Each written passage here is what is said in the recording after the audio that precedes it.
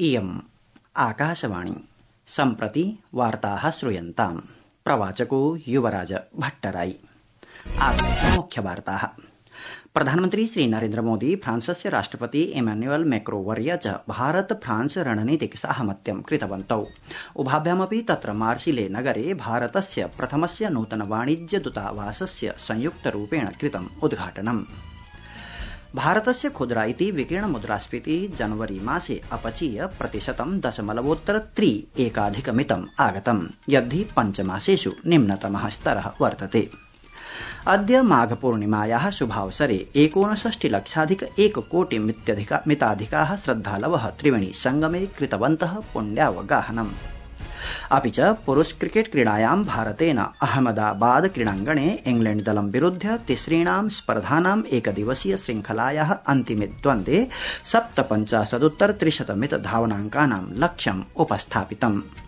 Badminton क्रीडायां चीनस्य Qingdao मध्ये एशिया मिश्रित दलस्य चैम्पियनशिप इति विजेतृ स्पर्धायाः प्रागुपन्त्यचक्रं प्राप्तमस्ति भारतम्। अथ वार्ताः विस्तरेण। फ्रांसदेशस्य ऐतिहासिके मार्सिले नगरे प्रधानमन्त्रिणा श्रीमोदिना फ्रांसदेशस्य राष्ट्रपतिना इमैनुअल मैक्रो इत्यमुना च संयुक्तरूपेण प्रथम भारतीय वाणिज्य दूतावासस्य कृतम् उद्घाटनम्। एतस्य वाणिज्य दूतावासस्य उद्घाटनं फ्रांसदेशस्य मार्सिले नगरे जातमस्ति। एतन्नगरं भारतस्य भविष्यकालिक परियोजनाः निध्याय अतिशय महत्वपूर्णं वर्तते। ध्येयमस्ति यत् प्रधानमन्त्री मोदी फरवरी 10 फ्रांसदेशस्य यात्रायां वर्तते। अद्य तस्य यात्रायाः अन्तिमं दिनमस्ति। एतस्य पश्चात् प्रधानमन्त्री मोदी अमेरिकायाः 2 दिवसीय यात्रायां गमिष्यति। तत्र हि वाणिज्य दूतावासस्य उद्घाटनात् प्राग् उभाभ्यामपि नेतृभ्यां नगरे भारतीय प्रवासिभिः जनैः साकं सम्भाषणमपि आचरितम्। एताभ्यां मजार ग्युज युद्धभूमौ प्रथमे द्वितीये च विश्वयुद्धे हुतिङ्गतेभ्यः भारतीय सैनिकेभ्यः श्रद्धाञ्जलयोऽपि समर्पिताः। पेरिस नगरे उच्चस्तरीयाणाम् उपवेशनानां श्रृंखलायाः समापनानन्तरं श्रीमोदी फ्रांसदेशीयो राष्ट्रपतिः च अद्य प्रातः एव मार्सिले नगरं प्राप्तवन्तौ आस्तम्। मार्सिले नगरे भारतीय समुदायेन एतयोः आगमने अत्युत्साहेन उल्लासपूर्वकं स्वागतीकरणं कृतमासीत्। अतः पूर्वं भारत फ्रांस देशाभ्यां प्रधानमन्त्रिणः श्री नरेन्द्र मोदिनः 2 दिवसीय यात्रायाः अवसरे स्वीय कार्यनीतिक साहमत्यमपि सुदृढीकृतमस्ति। एतस्मिन् अवसरे देशद्वयेन प्रौद्योगिकी, नागरिक परमाणु ऊर्जा, पर्यावरण स्थिरता, सांस्कृतिक विनिमय सन्निवेषु प्रकरणेषु महत्वपूर्ण अन्येषु साहमत्येषु चापि हस्ताक्षराणि कृतानि सन्ति। एतैः साहमत्यैः भारत फ्रांसयोः मध्ये रणनीतिक सम्बन्धाः अतोऽपि दृढतराः भविष्यन्ति। अथ च उभयोः देशयोः मध्ये सहयोग भावनापि वर्धिष्यते। द्विपक्षीय सम्भाषणावसरे प्रधानमन्त्री मोदी राष्ट्रपतिः मैक्रो च भारत फ्रांस रणनीतिक कार्यनीतिक साहमत्य कृते स्वीयां सुदृढ़ प्रतिबद्धतामपि प्रकटितवन्तौ। एतस्य पश्चात् मार्सिले नगरं सम्प्राप्य प्रतिनिधिमण्डलस्तरीया मन्त्रणा जाता आसीत्। अस्मिन् अवसरे प्रधानमन्त्री श्री नरेन्द्र मोदी पेरिस नगरे फ्रांस राष्ट्रपतिना साकं भारत फ्रांस देशयोः सीईओ फोरम इत्याख्यं मञ्चं समबोधयत्। प्रोक्तवान् च यत् भारतस्य व्यवसाय अनुकूलाः नीतयः 47-2000 वर्षपर्यन्तं विकसितं भारतम् इति लक्ष्यस्य प्राप्तये विकासं वर्धयितुं सन्ति तत्पराः। प्रधानमन्त्री श्री नरेन्द्र मोदी प्रत्यपादयत् यत् भारतम् आर्टिफिशियल इंटेलिजेंस इति कृत्रिम बुद्धिमत्ता क्षेत्रे उल्लेखनीयां प्रगतिं करोति। श्री मोदी विश्वस्य एआई क्षेत्रस्य जनान् अध्यर्थयत् यत् ते भारतम् आगत्य निवेशं कुर्वन्तु, भारतस्य युवबले च विश्वासं कुर्वन्तु। प्रधानमन्त्रिणा पेरिस नगरे एआई एक्शन समिट इत्याख्ये सम्मेलने गूगल समवायस्य सीईओ अधिकारिणा सुन्दर पिचई वर्येण साकं सम्भाषणानन्तरम् एषा टिप्पणी कृता। श्री पिचई वर्येण एतत् सम्भाषणम् आशावर्धकं प्रतिपादितम्। सामाजिक सञ्जालीय सन्देशे श्री पिचाई व्यलिखत् यत् मोदिना साकं मन्त्रणावसरे एआई द्वारा भारते आनेष्यमाणानाम् अविश्वसनीयानाम् अवसराणां तेषां पद्धतीनां च विषये भृशं चर्चा जाता। भारतस्य खुदरा इति विकीर्ण मुद्रास्फीतिः जनवरी मासे अपचीय प्रतिशतं 0.3 आगतम्, यद्धि पञ्चमासेषु निम्नतरः स्तरः वर्तते। सांख्यिकी कार्यक्रम कार्यान्वयन मन्त्रालयेन प्रकाशितस्य अंकत्रानुसारेण एतत् सर्वं विवरणं प्रतिपादितमस्ति। अद्य अशेषेऽपि देशे सन्त रविदासस्य जन्मजयन्ती महता हर्षोल्लासेन परिपाल्यते। सन्त रविदासस्य नाम 15 शताब्द्याः भारतस्य महनीय साधुषु, दर्शनशास्त्रिषु, कविषु, समाज परिष्कारेषु परिगण्यते। सन्त रविदास निर्गुण सम्प्रदायस्य नेतृत्वकर्ता साधुः अवर्ततः। अद्य अस्य जन्मजयन्त्यवसरे राष्ट्रपतिः, उपराष्ट्रपतिः, प्रधानमन्त्री च देशवासिभ्यः मङ्गलकामाः वितरितवन्तः। शृण्वन्तु तावत् मोदिनो वक्तव्यम्।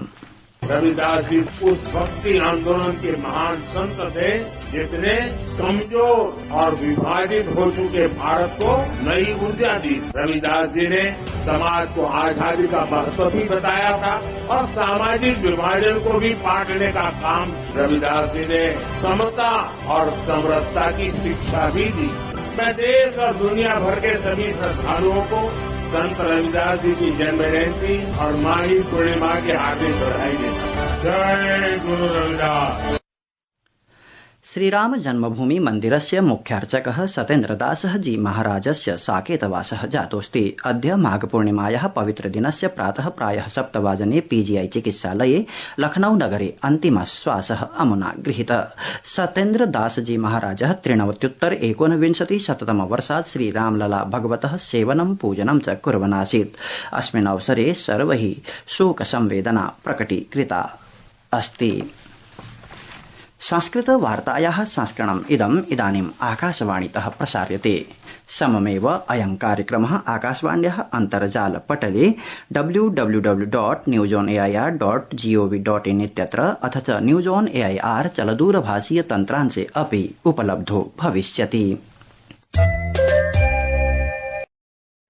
माघपूर्णिमायाः शुभावसरे प्रत्युषकालादेव अपार उत्साहेन श्रद्धया च साकं श्रद्धालवः पुण्यस्नानं कृत्वा मातुः गंगायाः पूजार्चनां कुर्वन्ति। शृण्वन्तु तावत् अस्माकं वार्ताहरस्य महाकुम्भ विवरणम्।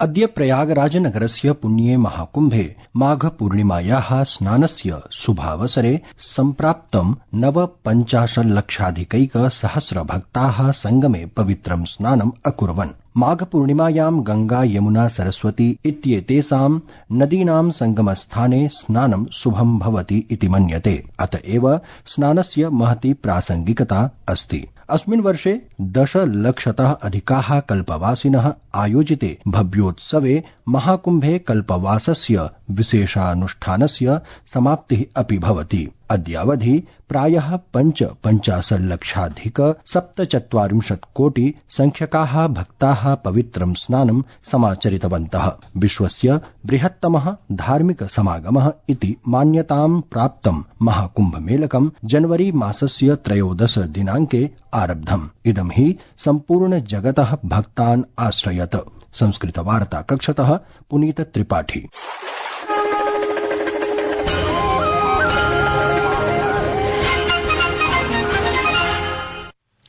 अद्य महर्षे दयानन्द सरस्वती वर्यस्यापि जन्मजयन्ती वर्तते। प्रधानमन्त्री श्रीनरेन्द्र मोदी अद्य महतो विचारकस्य, समाज परिष्कारकस्य, प्रखर राष्ट्रवादिनश्च महर्षि दयानन्द सरस्वती वर्यस्य जन्मजयन्त्याः पावनावसरे श्रद्धाञ्जलीन् अर्पितवान्।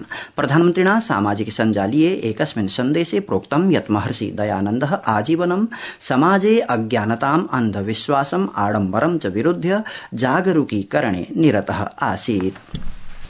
सम्प्रति क्रीडा वार्ता। पुरुष क्रिकेट क्रीडायां भारतेन अहमदाबाद क्रीडाङ्गणे इंग्लैण्ड दलं विरुध्य तिसृणां स्पर्धानाम् एकदिवसीय श्रृंखलायाः अन्तिमे द्वन्द्वे 57-उत्तर-300 धावनाङ्कानां लक्ष्यम् उपस्थापितमस्ति। अथ च बैडमिण्टन क्रीडायां चीनस्य किंग दाओ मध्ये एशिया मिश्रित दलस्य चैम्पियनशिप इति विजेतृ स्पर्धायाः प्रागुपान्त्यचक्रं भारतं प्रविष्टमस्ति। विदेश सचिवः विक्रम मिश्रीवर्यः अद्य प्रोक्तवान् यत् प्रधानमन्त्री नरेन्द्र मोदी फ्रांस देशस्य राष्ट्रपतिः इमैनुअल मैक्रो स्वीय वार्तायाः अवसरे यूरोप पश्चिमेशिया भारत प्रशान्त क्षेत्रे भूराजनीतिक घटनाक्रमेषु विचाराणां विनिमयं कृतवन्तः। एतत् सर्वं मार्सिल नगरे तैः वार्ताहरेभ्यः प्रस्तुतम् इति वार्ताः।